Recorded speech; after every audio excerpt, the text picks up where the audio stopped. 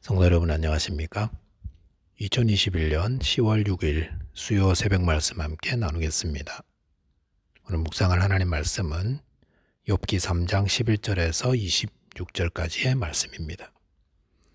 본문에서는 극심한 고통과 고난 가운데서 자신의 태어남을 비관하며 또 죽음을 동경하는 욥의 모습이 기록되어 있습니다. 본문을 통해서는 생명의 주인은 하나님이시며 우리는 생명의 청지기임을 함께 묵상하겠습니다. 첫째 묵상할 내용은 생명은 하나님의 것이라는 것입니다. 본문 11절 12절에 보시면 어찌하여 내가 죽어 나오지 아니하였던가, 어찌하여 내 어머니가 해산할 때에 내가 숨지지 아니하였던가, 어찌하여 무릎이 나를 받았던가, 어찌하여 내가 젖을 빨았던가라고 하였습니다.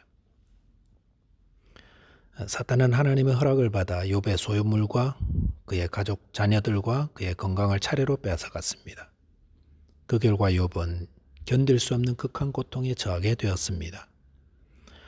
아마도 사탄은 이 정도면 욥은 하나님을 저주할 거라고 예상했었을 것입니다. 하지만 욥은 하나님을 저주하지 않았고 그의 믿음을 지켰습니다. 그런데 욥은 하나님을 저주하는 죄를 짓지는 않았지만 자신의 생일을 저주했습니다. 그리고 오늘 본문에서는 자신이 왜 태어날 때 죽어서 나오지 않았을까라고 하였습니다. 근데 이것은 욥이 당한 고난의 크기가 얼마나 극심한가 하는 것을 생각하게 됩니다. 고난과 고통이 크고 깊어지면 사람들은 그것을 피하고 싶어집니다. 그래서 욕도 그와 같은 단식을 하였다 할 수 있습니다.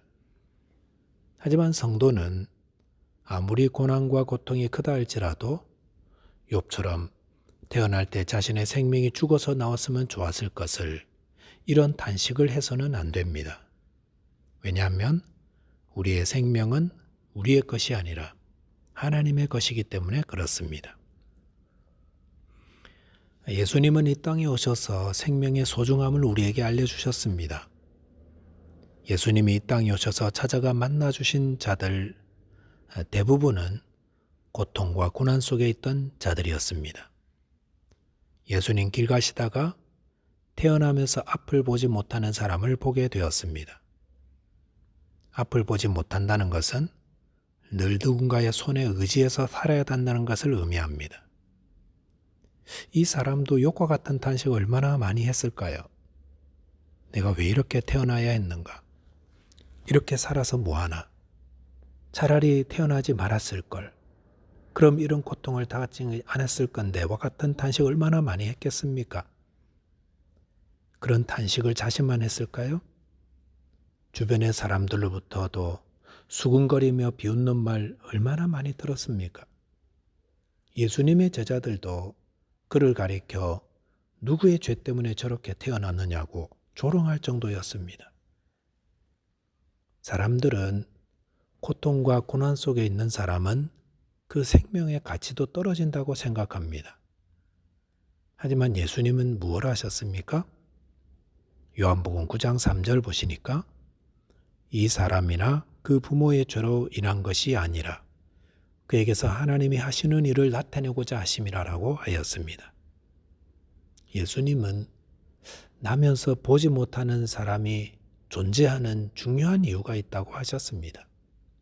그것은 그를 통해 하나님의 하시는 일을 나타내기 위함이라 하였습니다.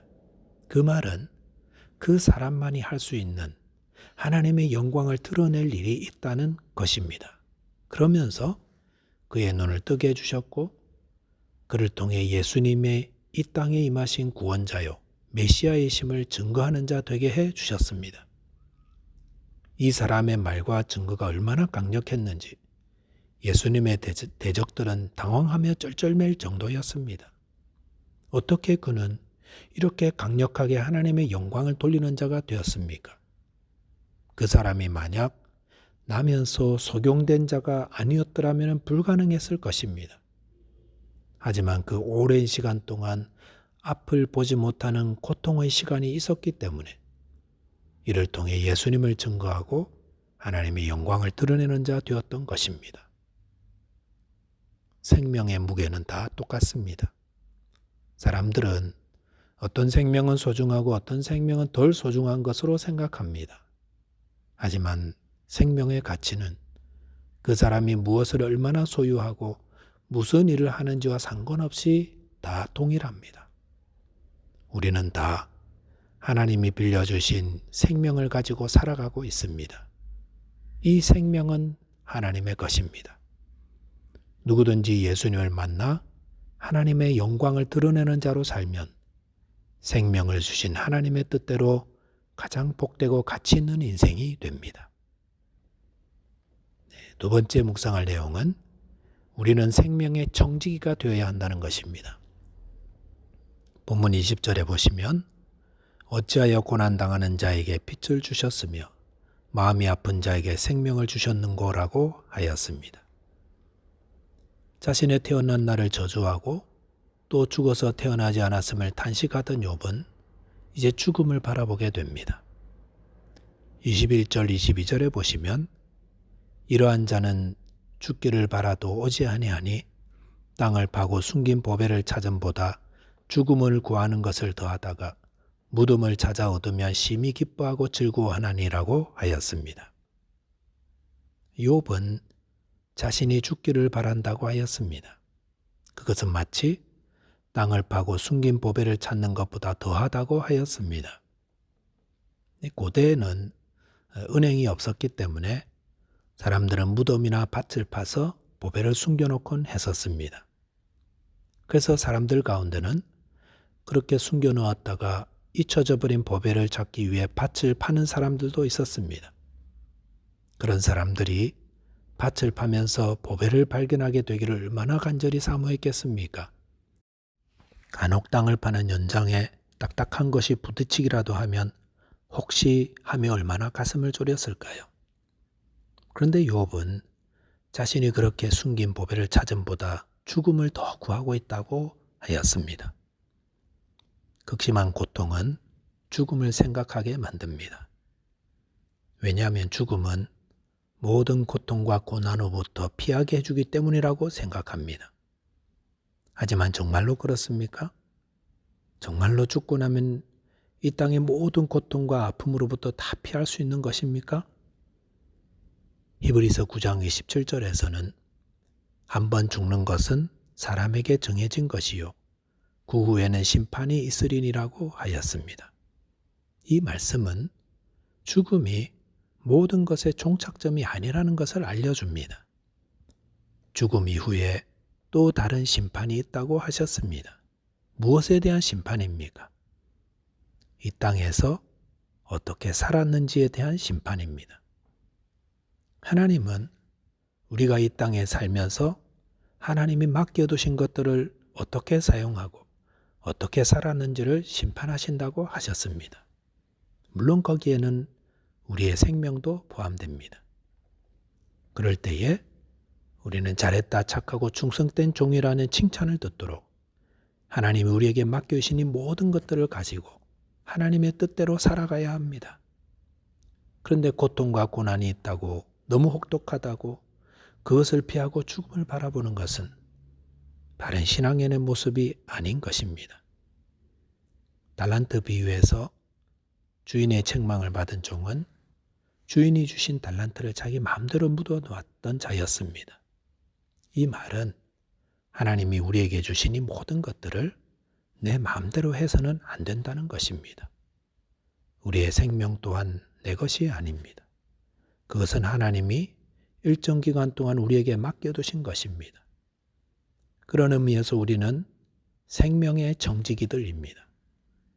그러므로 하나님께서 우리의 생명을 불러가실 때까지 충성하며 살다가 하나님 앞에 나아가게 됩니다. 물론 그 가운데 여러 가지 고통과 고난의 시간도 있겠지만 정기직을 잘 감당한 자들에게는 주님이 그 영광에 동참하게 해주시며 칭찬하실 것입니다. 로마서 8장 18절에 보시면 생각하건대 현재의 고난은 장차 우리에게 나타날 영광과 비교할 수 없도다라고 하였습니다. 성도는 고통과 고난이 온다 할지라도 하나님이 주신 생명과 이 모든 것들을 가지고 충성하는 자입니다. 그리고 현재 우리가 당하는 이 고난과 고통은 장차 충성된 정직에 주실 하나님의 칭찬과 영광에 비하면 아무것도 아닙니다.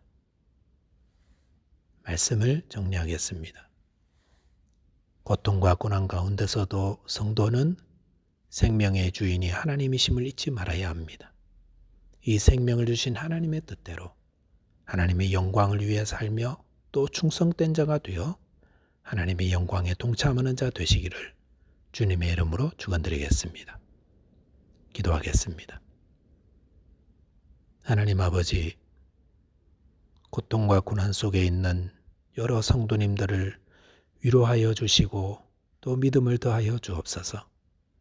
우리에게 주신 이 생명과 이 모든 것들을 가지고 하나님의 영광을 위해 살다가 주님 앞에서 착하다, 충성되다, 칭찬 듣고 주님의 영광에 동참하는 자 되도록 도와주옵소서. 예수 그리스도 이름으로 기도하옵나이다. 아멘. 오늘도 주 안에서 믿음으로 승리하는 하루 되시기 바랍니다. 감사합니다.